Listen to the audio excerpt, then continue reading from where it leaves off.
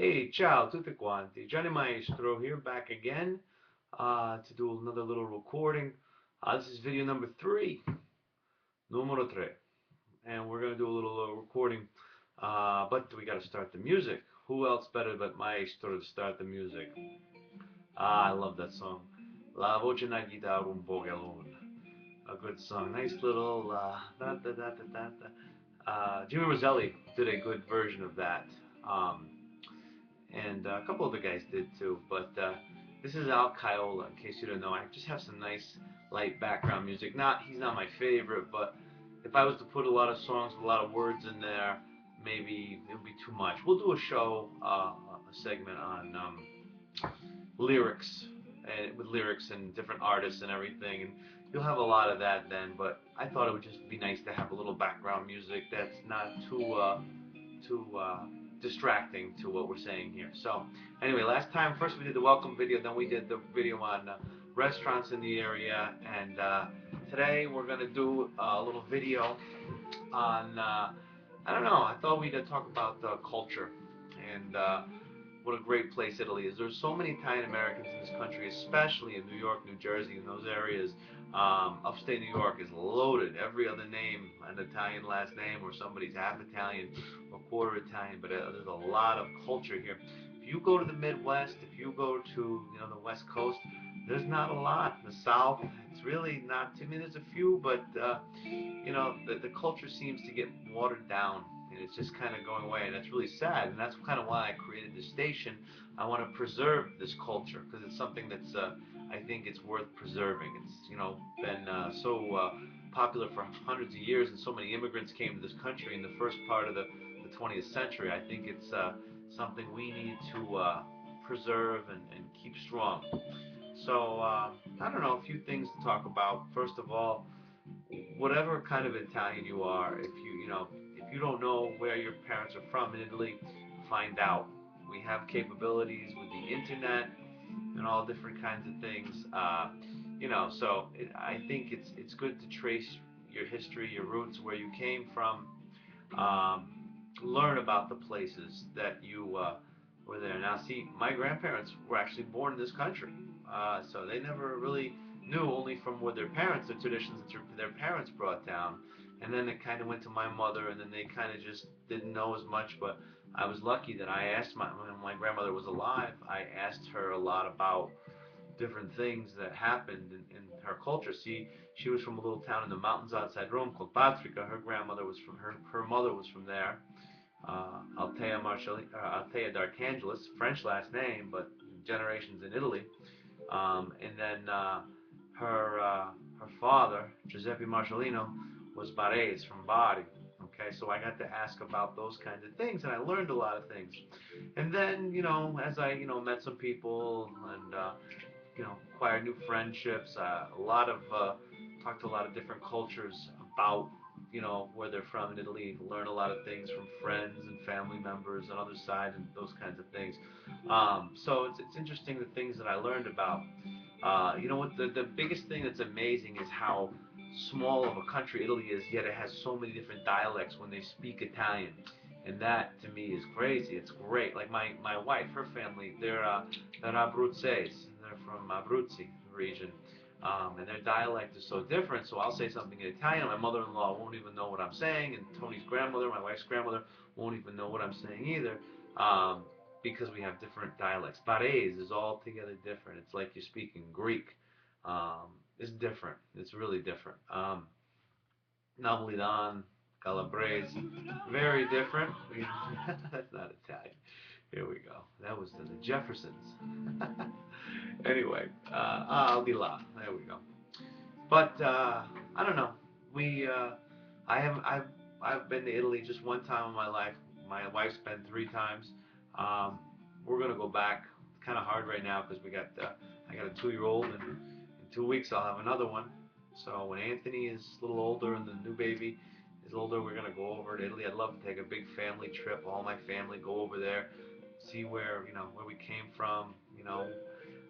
I've been in Rome. I've been in Florence, different places. but that was a while ago, and I'd like to go back. Now we have a lot of, my wife has her father's relatives who are still over there, and they came over to visit us.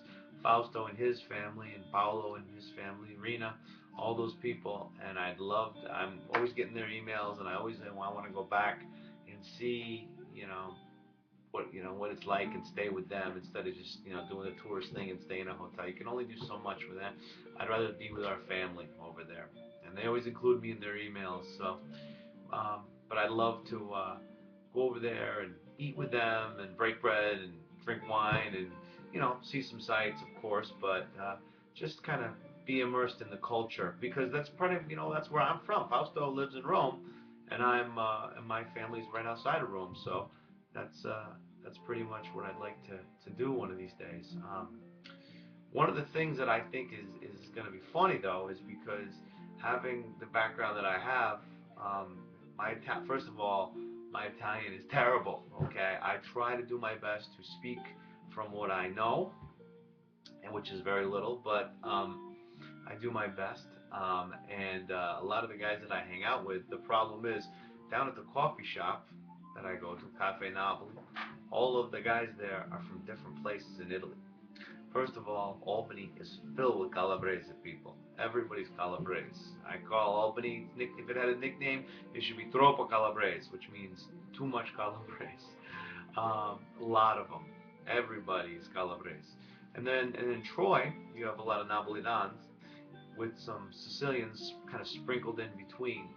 Um, so it's going to be funny to know the words that I know growing up, the dialect that my grandmother spoke, which was half Barese and half, region of Rome, the Lazio region. So it'll be funny to know that and all the other sayings and phrases that I hear from the guys at the shop, and just other people I knew growing up.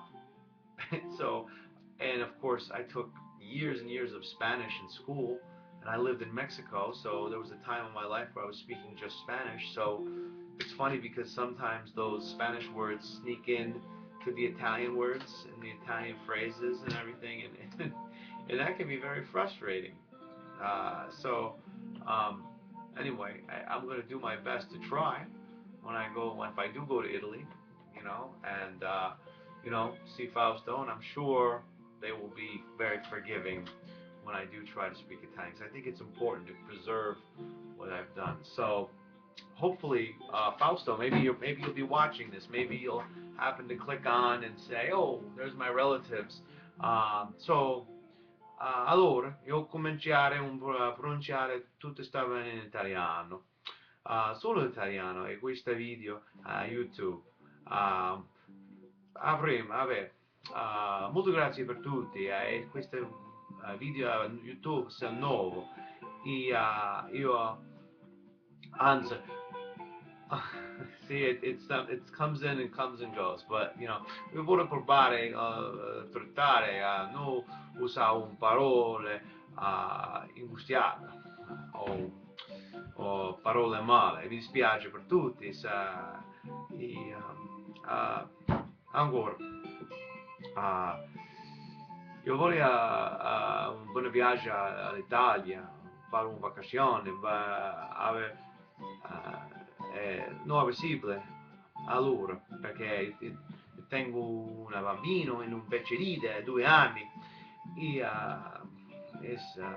non è possibile allora fare un viaggio all'Italia. Il prossimo anno è possibile. Vabbè. Um, Tu famiglia tutto sta bene e tengo molto email con molta parte in sua vita e una grande cerimonia di matrimonio è suo figlio, congratulazioni, che si chiama Marco, sì, è un gran cosa in sua vita e io più contento e sono buona cosa per l'umanità. See, I'm trying. At least I can try to speak a little bit, but hopefully more will come to me. It's kind of tough. Plus, this music is driving me nuts. No, I'm just kidding. Um, but you can see probably some of the dialects kind of come in there when I speak, and some Spanish kind of enters too. Um, One of the things I always say, come si dice queste parole, la parole mutia. So, but there's certain phrases, I remember from my grandmother, like she'd say, how's it going today? And she'd say, alone, alone like a dog. Sulo, sulo, como lo cane. Or she'd say, one of the biggest things, my grandfather would always be sitting around and she'd be working her ass off, and she'd say, and her mother would always look and say, Francesca, sei sulla frisca la moglie si è ispirata. And those are the things that I remember, kind of her saying, different people, if she didn't like somebody, if they kind of had a long face, hey, tu sai un muso lungo, or she'd say, it was muso lunga, or what was the other thing she would always say? Aí tu sai, tiene un mungo suzza. She had a dirty mouth. Which is kind of funny.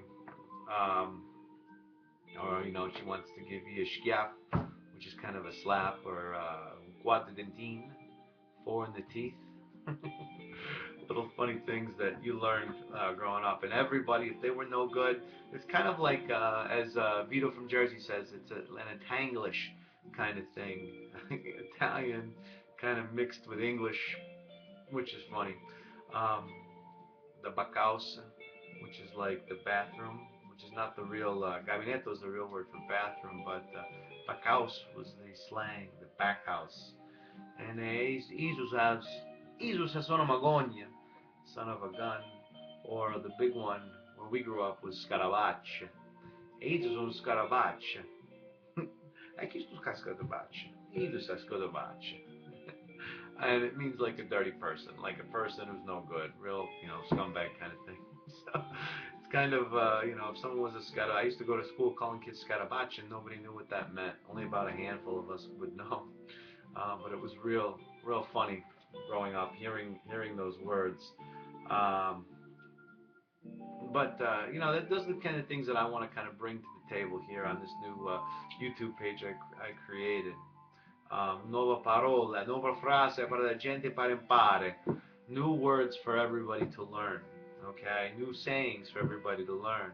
And se tu tieni una altra frase para impare, tell us, because it's always good to spread your culture, especially if it's from a different area. Okay, if it's a different area in Italy, um, probably my favorite saying is the saying I learned, the Barese saying, is tongue twister.